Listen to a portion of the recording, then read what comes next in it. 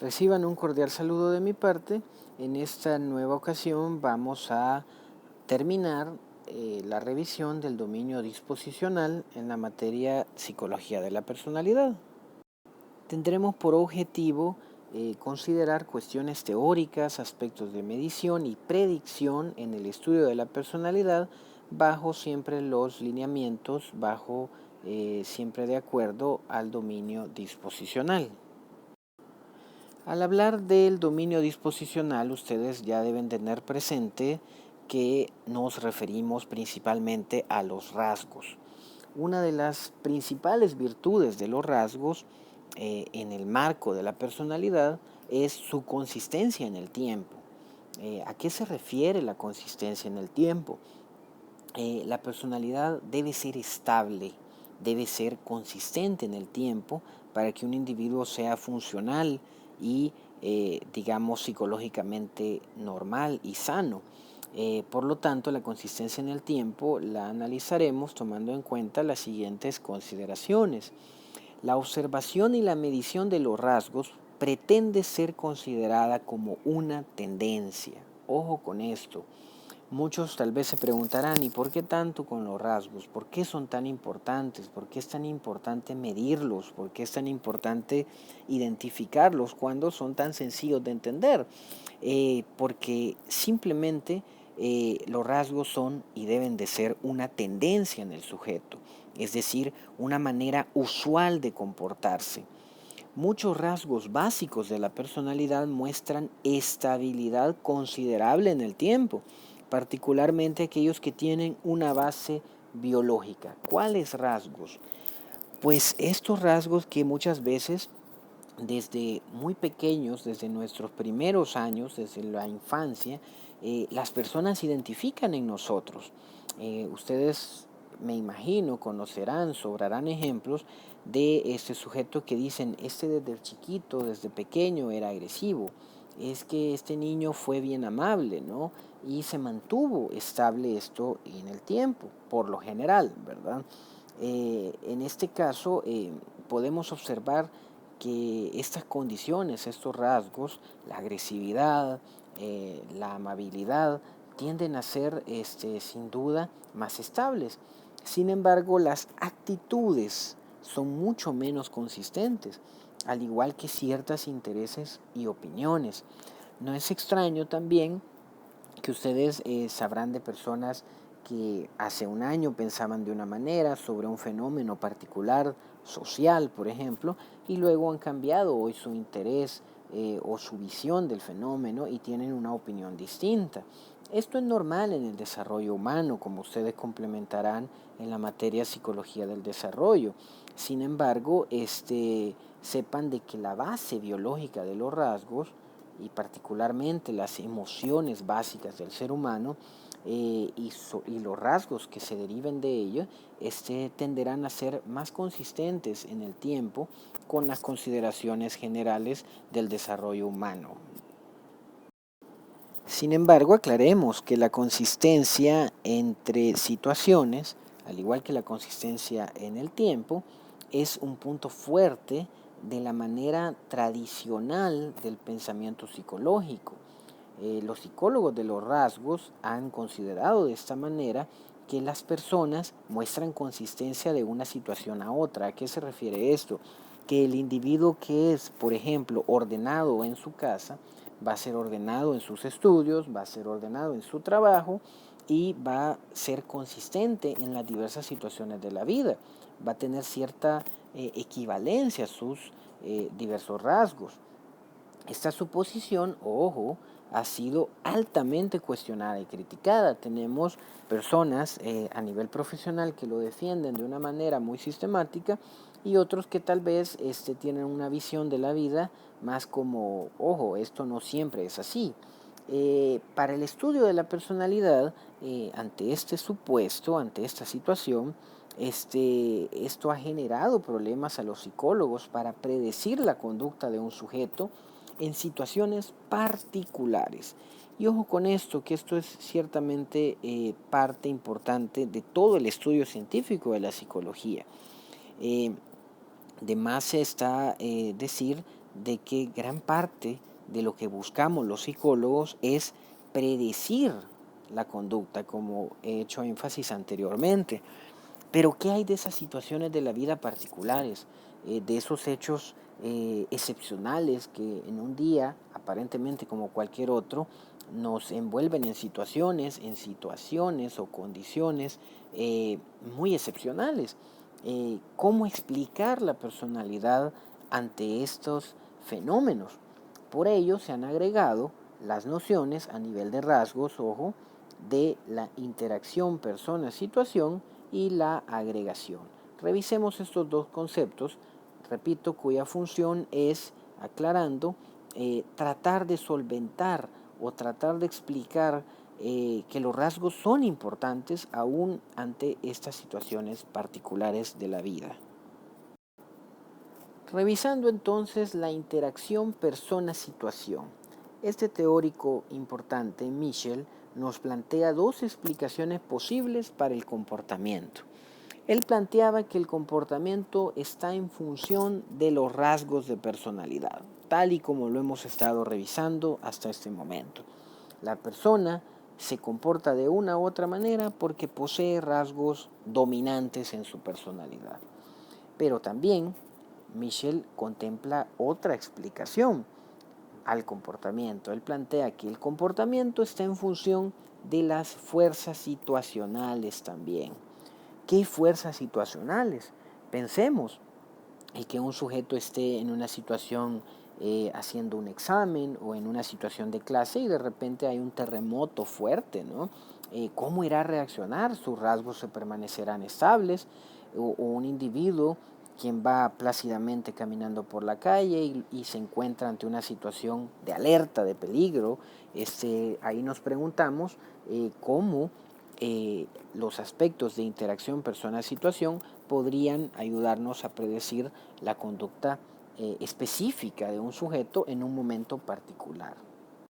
Y es que además, para entender la interacción persona-situación y en general la consistencia de nuestras acciones en el tiempo, surgen una serie de conceptos muy interesantes que hay que revisar. Tomar en cuenta nuevamente que estos conceptos son muchas veces de un uso cotidiano y como aclaraba en sesiones anteriores, aquí no vamos a hacer un juicio de valor al respecto de ellos. Por ejemplo, el concepto de manipulación. Esta palabra, en un uso cotidiano, no me dejarán mentir, de que tiene un matiz a veces muy negativo, ¿verdad? Sin embargo, aclaro que en términos psicológicos, científicos, el ser humano manipula todo el tiempo, ¿verdad? ¿Y a qué me refiero con manipula? Hace uso de tácticas para presionar, influir o cambiar a los demás. Esto, quitando el juicio de valor, es simplemente conducta humana pura. Cada uno de nosotros hacemos tácticas y de manera tal vez cordial o en algunos casos de manera agresiva, presionamos, influimos y tratamos de cambiar a los demás de acuerdo a nuestra propia visión de la vida y por supuesto buscando adaptarnos e integrarnos al entorno. Recordemos siempre el concepto de personalidad. Aparece otro concepto como es el de la selección situacional. ¿A qué se refiere? Es la tendencia que tenemos cada uno de nosotros como individuos a elegir las situaciones en las que uno mismo se encuentra. Ojo con este concepto importante. Tendencia a elegir las situaciones en las que uno mismo se encuentra. ¿Han escuchado este dicho? Cotidianamente se dice, Dios los crea y ellos se juntan. Pues nosotros, de una manera propia, a veces inconsciente de nuestra personalidad, simplemente tendemos a elegir con quiénes queremos estar y bajo qué condiciones. Claro, hay situaciones que nos presionan, a veces forzosamente, a estar en un lugar u otro, pero más allá de eso, el ser humano tiene su libertad y la selección situacional es parte de este fenómeno. Por otro lado, la evocación. Ciertos rasgos de personalidad pueden evocar respuestas específicas en el ambiente. Las personas, inclusive de manera inconsciente, pueden, y lo hacen, provocar una situación en particular. Un individuo agresivo, cuando entra en un lugar, se hace notar, ¿verdad? Y, ¿por qué no decirlo?, condiciona o provoca ciertas conductas en las personas que lo rodean. Imagínense ustedes en un salón de clase donde un profesor entre, como por ejemplo, de una manera muy agresiva, rompiendo la puerta, golpeando, zapateando fuertemente. Esto generará una reacción en los alumnos que estén en ese salón de clase y lo llevará a una dinámica particular eh, en todo su relación humana. La otra de las nociones que se toman en cuenta para evitar o tratar de explicar las diferencias en la consistencia de situación en cuanto al estudio de rasgos se refiere es la agregación. ¿Qué es la agregación? Es un concepto muy simple, tal como el nombre lo sugiere, implica sumar, promediar, realizar varias observaciones únicas, produciendo una medida más confiable de un rasgo de personalidad que con una sola observación del comportamiento. Ubiquémonos en un contexto, por ejemplo, de un psicólogo escolar. El psicólogo escolar le llegan comentarios de que un alumno es muy inquieto. Pues el psicólogo escolar realiza una agregación. Se va y observa a esta persona en el salón de clases, en el recreo, con sus amigos, cuando lo llegan a traer, cuando está haciendo un examen. Y de estas varias observaciones, que cada una es única, valga la redundancia, él obtiene una medida más confiable y se hace una idea más precisa de ese rasgo de personalidad de este sujeto en particular. De esta manera, el psicólogo hace uso de los rasgos, ¿verdad? Y los toma en cuenta en el análisis de la personalidad, pero sabe también que estas nociones pueden facilitar o aumentar la confiabilidad ya en su dinámica práctica del análisis profesional de la personalidad. Pero ojo, cuando el psicólogo o la psicóloga realiza aspectos de medición de rasgos, hay que tomar en cuenta algunas situaciones que ocurren y que son inherentes a la observación científica de la psicología. Por ejemplo, está el descuido, ¿verdad? El descuido tanto a nivel profesional, donde simplemente el psicólogo no tiene acceso, pues, a todos los diferentes escenarios de observación conductual ideal y hace una negligencia, un error, por el mismo hecho que es un individuo, una persona, y descuida algunos elementos importantes que le ayudarían a tener una apreciación mejor de la personalidad. Recordemos también de que el psicólogo hace uso de cuestionarios para evaluar la personalidad de un sujeto, los inventarios, las pruebas psicológicas. Hemos hablado, por ejemplo, del 16PF. Si bien es cierto, estas pruebas, la mayoría de ellas, cuentan con índices de confiabilidad y validez, lo cierto es que los individuos tienen tendencia a fingir en los cuestionarios y a tratar de mostrar una cara o un rostro o una máscara, ¿no?, más favorable de acuerdo a la situación de evaluación.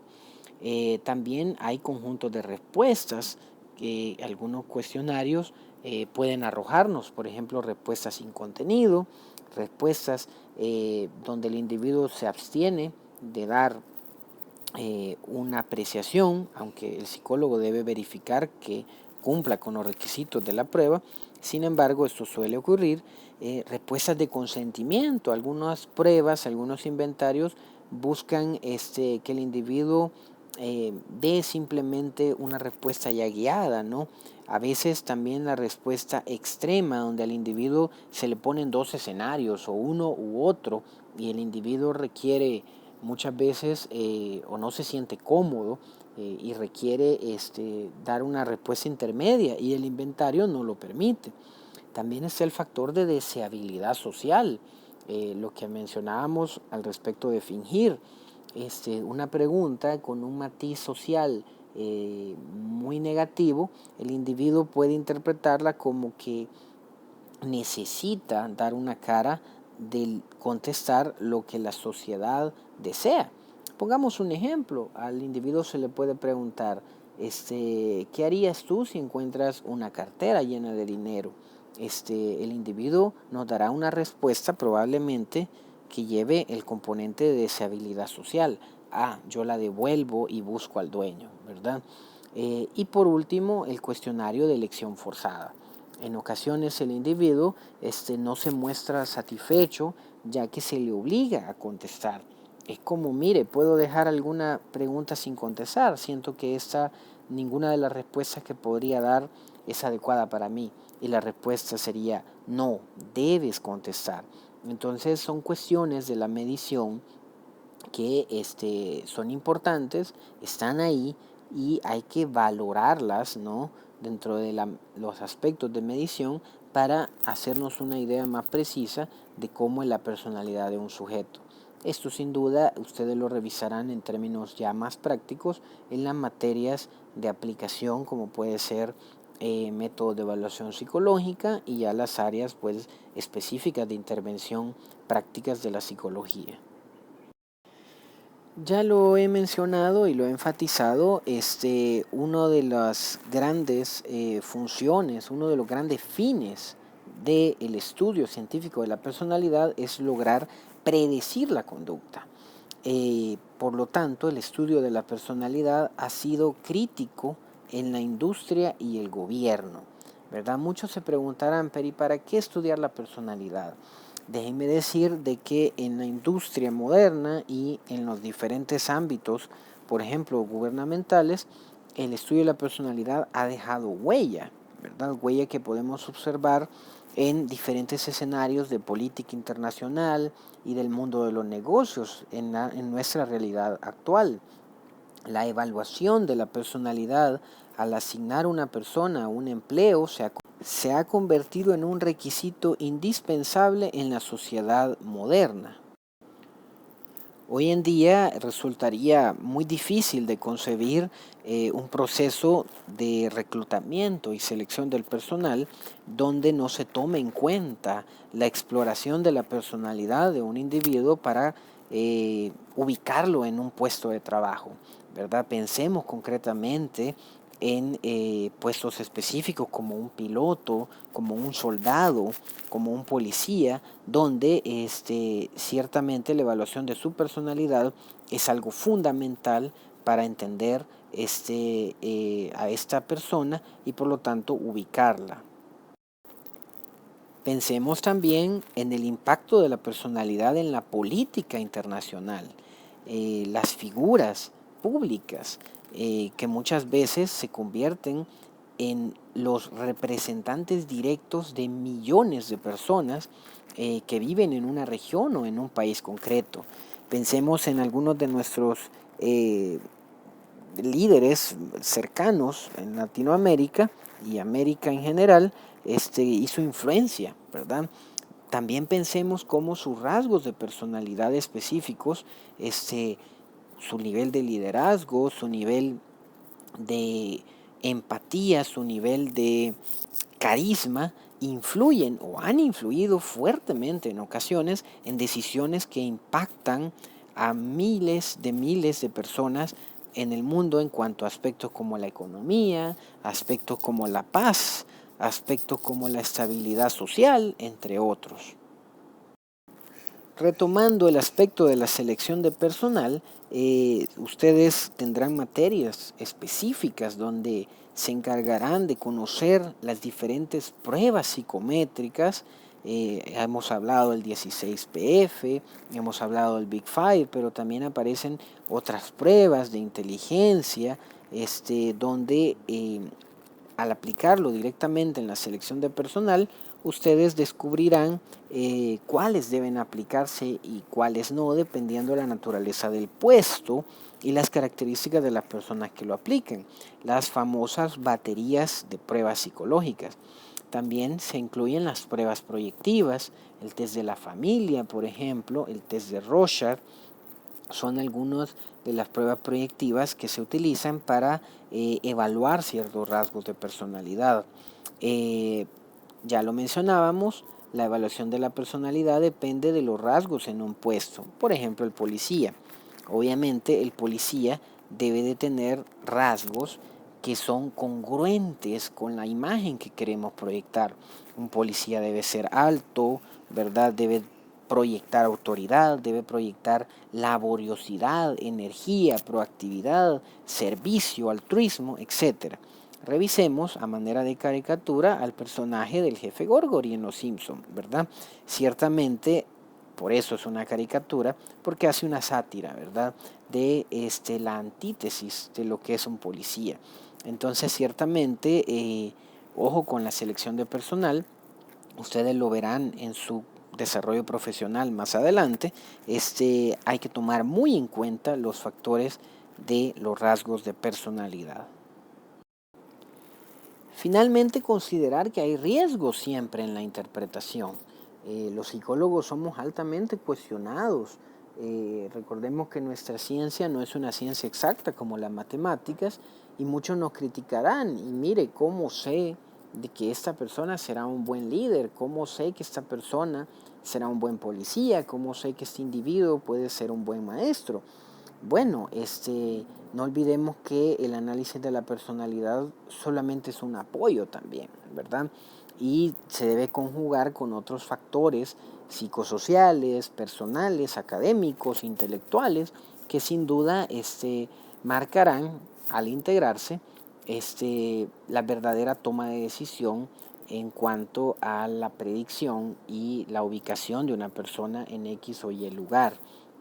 También hay que, por ejemplo, mencionar las famosas afirmaciones de Barnum, ¿verdad? Esto se refiere a las afirmaciones generales que son tan generales que podría literalmente aplicarse a cualquier persona. Este es un riesgo en la evaluación de psicología. Ejemplo, decirle a una persona, usted tiene necesidad de agradar a los demás. Ojo, eso no es muy válido, ¿verdad? En el análisis profundo de la personalidad. Es tan general esta afirmación que básicamente es aplicable casi que al 90% o más de la humanidad. Todos, en alguna u otra medida, tenemos necesidad de agradar a los demás, más allá de nuestras diferencias subjetivas. Tal vez unos lo haremos de una manera, otros de otro, tal vez no a todo el mundo, sino a personas significativas, pero esto, repito, es muy general y en la evaluación psicológica se cae con facilidad en esta situación, a lo cual debemos de ser muy atentos a la hora de describir la personalidad. Hemos revisado entonces algunos de los principales consideraciones en cuanto a la consistencia en el tiempo, en cuanto a la consistencia de las situaciones, de los rasgos. Hemos revisado algunos de los consideraciones que se hacen a tomar en cuenta, como puede ser la manipulación, la evocación, etcétera, así como a revisar algunos de los aspectos de medición a considerar a la hora de la evaluación de la personalidad, particularmente al elegir a un sujeto en la selección del personal o en aquellos puestos claves, ¿verdad? Donde el individuo se desenvuelve en los distintos ámbitos de la vida personal y profesional. No olviden siempre revisar, ¿verdad?, los materiales. Ha sido un gusto para mí acompañarles en esta sesión. Un cordial saludo y nos vemos pronto.